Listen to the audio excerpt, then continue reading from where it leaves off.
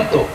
ಆದ್ರೆ 1947 ಆಗಸ್ಟ್ 15ನೇ ತಾರೀಕಿಗಿಂತ 12 ದಿನ ಮುಂಚೆ, ಅಂದ್ರೆ ಆಗಸ್ಟ್ 3ನೇ ತಾರೀಕು ಕನ್ನಡದ ನೆಲದಲ್ಲಿ ಒಬ್ಬ ಗಂಡಸು ಹುಟ್ಟದ. ಆ ಗಂಡಸ ಹೆಸರೇ ಸಿದ್ದರಾಮಯ್ಯ ಅಂತ. ಎದುರಾಳಿಗಳು ಸೆಷನ್ ನಲ್ಲಿ ಸಿದ್ದರಾಮಯ್ಯ ಸಾಹೇಬರು ನಿಂತ್ಕೊಂಡ್ರೆ ಆ ಕಡೆ ನಿಂತಿರ್ತಾರೆಲ್ಲ ಪ್ರತಿಪಕ್ಷದವರು ಕೈ ಹಿಡಿತಾರೆ, ಈ ಕುತ್ಕೋ ಈ ಕುತ್ಕೋ ಕುತ್ಕೋ ಅಂತ. ಇದು ಸಿದ್ದರಾಮಯ್ಯ ಸಾಹೇಬರ ತಾಕತ್ತು ಅಂದ್ರೆ. ನಾನು ಯಾಕೆ ಸಿದ್ದರಾಮಯ್ಯ ಸಾಹೇಬ್ರ ಬಗ್ಗೆ ನೀವು ಗಮನಿಸಿದೀರಾ, ನಾನು ತೆಲಂಗಾಣದಲ್ಲಿ ಹೋಗಿ ನಮ್ಮ ಸಿದ್ದರಾಮಯ್ಯ ಸಾಹೇಬ್ರ ಜೈಕಾರ ಹಾಕ್ತೀನಿ, ಅಲ್ಲೂ ಕೂಡ ಕ್ರೇಜ್ ಇದೆ. ದೇಶದಲ್ಲಿ ಬಹಳಷ್ಟು ಜನ ಮುಖ್ಯಮಂತ್ರಿಗಳ ಹೆಸರು ಗೊತ್ತಿಲ್ಲ, ಆದ್ರೆ ಸಿದ್ದರಾಮಯ್ಯ ಸಾಹೇಬರು ನಮ್ಗೆಲ್ರಿಗೂ ಸ್ಫೂರ್ತಿ. ನಿಜವಾಗ್ಲೂ ಅಂತ ಮಹಾನ್ ವ್ಯಕ್ತಿ ನಿಮ್ಮ ಸಮುದಾಯದಲ್ಲಿ ಹುಟ್ಟಿದ್ದಾರೆ ಅಂದ್ರೆ ನಿಜವಾಗ್ಲೂ ಇವತ್ತು ಹೇಳ್ತೀನಿ ಸರ್, ಕರ್ನಾಟಕದಲ್ಲಿ ಕುರುಬ ಸಮುದಾಯಕ್ಕೆ ಕನಕದಾಸರಿಂದ ಎಷ್ಟು ಗೌರವ ಬಂತೋ ನನ್ನ ದೃಷ್ಟಿಯಲ್ಲಿ ಸಿದ್ದರಾಮಯ್ಯ ಸಾಹೇಬ್ರಿಂದನೂ ಅಷ್ಟೇ ಗೌರವ ಬಂದಿದೆ.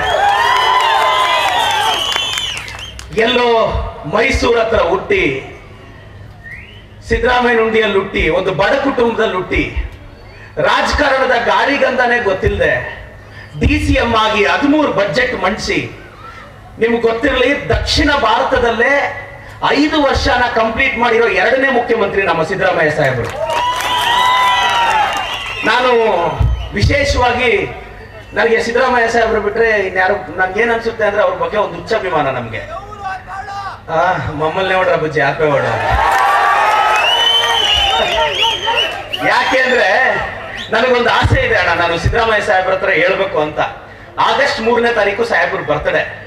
ಯಾಕೆ ಆಗಸ್ಟ್ 3ನೇ ತಾರೀಕನ್ನ ನಾವು ಕರ್ನಾಟಕದಲ್ಲಿ ಅಹಿಂದ ದಿನ ಅಂತ ಆಚರಣೆ ಮಾಡಬಾರ್ದು ಅಂತ. ಯಾಕೆಂದ್ರೆ ಅಹಿಂದ ಅತಿ ದೊಡ್ಡ ನಾಯಕರವರು. ಸಿದ್ದರಾಮಯ್ಯ ಸಾಹೇಬ್ರು ನೋಡಿ ಅಕ್ಕಿ ಕೊಟ್ರು.